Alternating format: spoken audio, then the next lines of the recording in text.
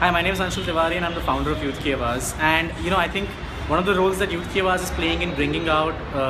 in getting young people to talk about sexual harassment and violence against women and people from all genders is that, we kind of realize that internet is probably the most publicly available space to an urban middle class youth audience at the moment, and we need to start by pretty much reclaiming that space for starting conversations on sexual harassment. And the primary reason for that is that we kind of hunt for safe spaces in our in our life, in different aspects of our life, and we look for safe spaces to talk about what I might have gone through or what somebody else might have gone through, to overcome it or to kind of battle it, or to kind of share it with other people who might have gone through the same or similar experiences. And we realize that one of the most publicly available spaces is the internet, and it's somehow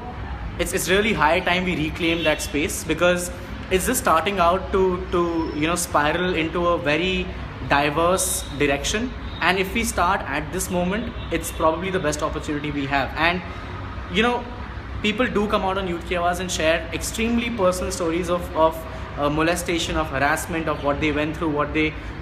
feel they want to connect with other people, other similar people on cases of sexual harassment, and what that does is it plays a very big role in reclaiming this public space.